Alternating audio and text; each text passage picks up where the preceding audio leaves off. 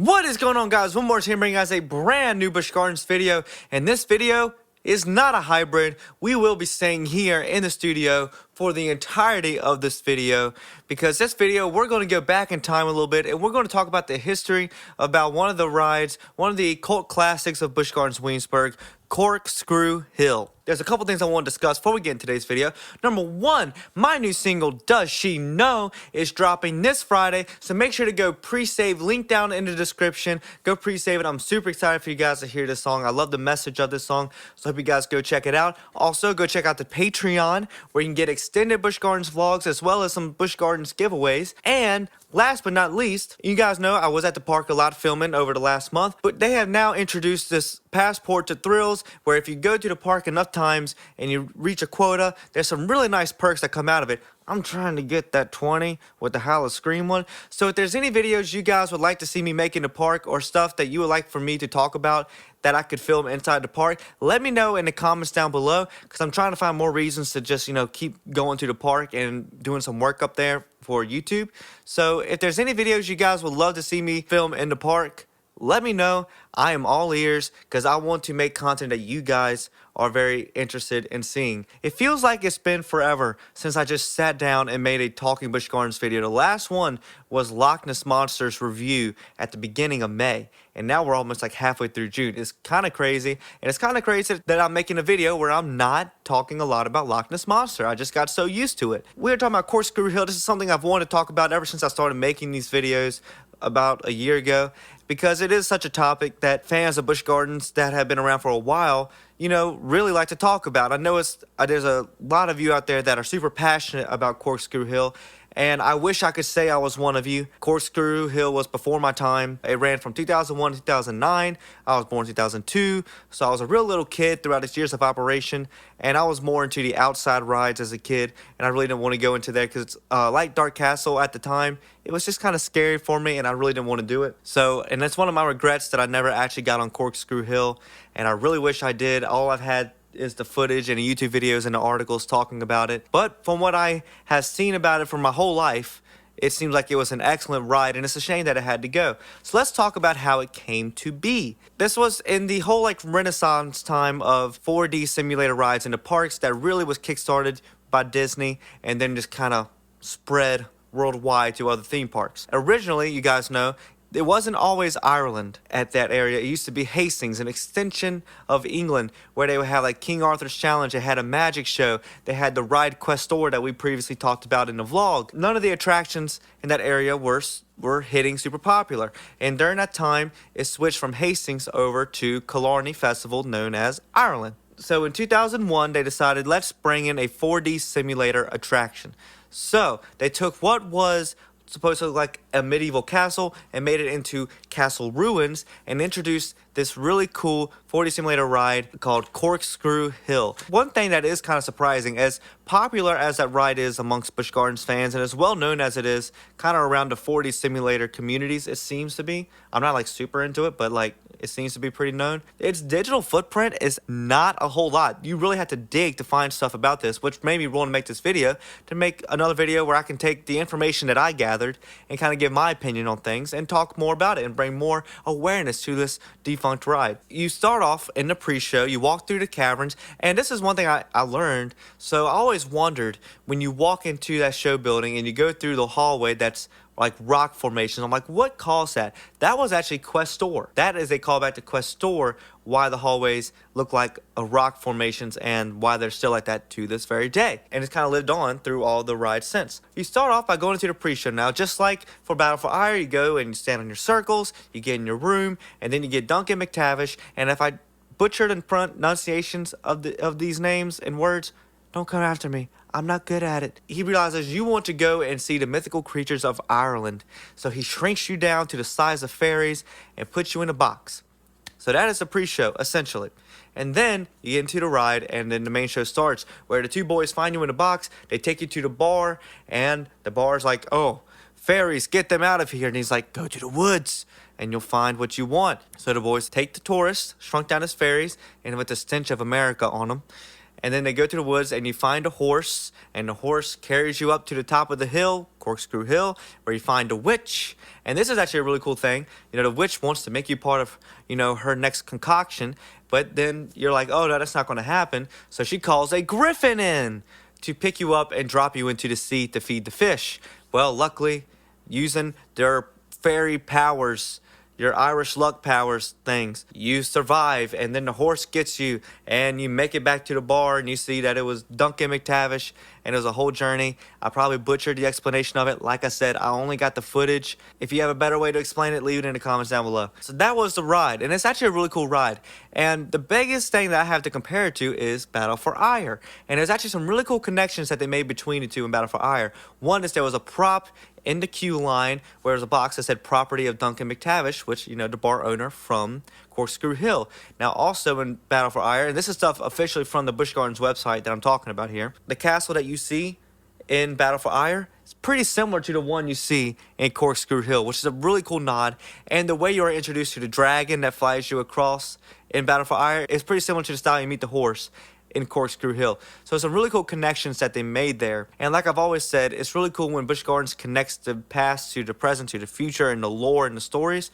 And that's really cool. And the Griffin being there, that's a real shame that it closed literally 2 years after Griffin, because that was a really cool connection that they really could have built upon if they wanted to over time. So why did Corkscrew Hill close? It was a fan favorite, just like any 4D dark ride. It has its good days, it has its bad days. As much as we love Dark Castle, it had its good days and bad days. Why did it close? Disney introduced a ride called Soarin', and everyone was just head over heels about this more peaceful 4D ride where you get to soar over the world and see things. Busch Gardens was like, we want that too, along with all the other theme parks of the world. So they took out this really cool, innovative 4D ride, because at the time, gotta understand, 4D rides were still very new, because this was made in 2001. The stereoscopic projection technology they were using for this was still very new, and the fact that it was running as well as it was is actually really impressive. And it's a shame that it had to go, because, like I said, one of the first of its kind. There's no cuts. It's a steady one shot for the entirety of the ride. It got replaced for a ride called Europe in the Air, where you flew over parts of Europe and did nothing to compare to Soarin'. Let's be honest, I love Busch Gardens. I think we can all agree, and I think the park will agree, Europe in the Air, bad idea. And fans ever since have always clamored for Corkscrew Hill to make a return. And then when Battle for Ire came in, that almost kind of damaged one of those people that wanted Corkscrew Hill back. They're like, oh, well, they're going to do that, and it's a whole new technology system. There's no way we can go back to that. And then they closed Battle for Ire. Now the building's just sitting there. And then we had the member town hall last fall where they mentioned possibly a new 4D simulator ride. And that perked people's ears up a little bit. It's like, where are you going to put it? Well, obviously you still have that show building there. That could house one. Now there was a rumor, and let me preface this. This is a rumor. Nothing to back this up. Rumor from 2019, 1 year after Battle for Ire opened. The creator of Corkscrew Hill, who worked for Synthespian Studios, mentioned that Busch Gardens Williamsburg had reached out to potentially modernize, remaster, remodel Corkscrew Hill and bring it up to date. And that there was conversations going back and forth. Ultimately, it hasn't gone anywhere. That was 5 years ago. A lot has happened in those 5 years, within the park, outside of the park, all affecting the park. That was a rumor that potentially Busch Gardens has thought about bringing Corkscrew Hill back. And, they have teased it over time. They did the pin for it last year. And just like a lot of rides, when I always say when Busch Gardens leans into talking about rides of the past, they're probably also trying to gauge fan interest in it. They're trying to gauge, do fans still really like this? Fans have always loved the Big Bad Wolf stuff ever since Big Bad Wolf closed. Hence as to why there might be a Big Bad Wolf sequel thing coming next year. We don't know yet, but it's looking that way. Why there's always been hints that there could be a Dragonfire sequel somewhere. And while we got a Curse of Our Castle sequel, Loch Ness Monster got remodeled and, retracked so it can live on longer. Busch Gardens pays attention to what the fans want. And the president has been very, very clear that they really pay attention to the diehard fans of what they want to keep them coming back. They really value our opinions, I feel. And I feel like they haven't always, but I feel like in this age we are now, they really value what we think about what they're doing. So going off of that, I think there is a bit of them gauging the interest in Corkscrew Hill because it's been so hit and miss with the attractions they have put into that show building there in Ireland. So to put in another one, it is a gamble of it's going to work or not. Now, the thing you're always going to work out when you work in that building is it gets you out the sun in the heat of summer. People will ride it. People rode Europe in the air because they liked it? No, because it got them out the hot weather. Corkscrew Hill, did everyone that ride it love it? No, it got them out the hot weather. Does everyone that rides Dark Coaster now love it? No, it gets them out the hot weather. Those types of attractions are real crowd pleasers, and it helps with capacity, moving people out of the walkways and getting them into a different line in a different building. It's all encompassing. It's all helping the park flow of the day. So yes, Busch Gardens obviously is considering putting something in that building. Could it be a remodeled Corkscrew Hill? Possibly. I think you'd be better off doing a sequel to Corkscrew Hill. Do something new. Don't necessarily retread the past, more embrace the past and do something into the future. Now, I know you guys who love Corkscrew Hill. I remember as a kid walking through Ireland and seeing the big sign with the hand reaching overhead. I remember seeing that as a kid. I was always excited for a day where I would ride it, and unfortunately that day never came.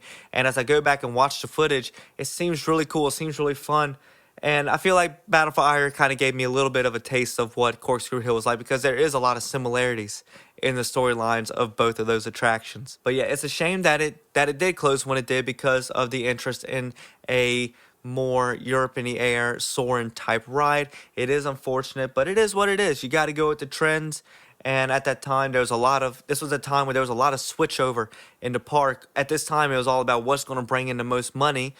And that seemed to be the main prospect. And did it go well? No, but you live and you learn. You make good decisions, you make bad decisions. So let's make a good decision on whatever we put in their next Busch Gardens, okay? There's actually not a whole lot of history. I was expecting to go to like a whole deep dive into the history of Corkscrew Hill.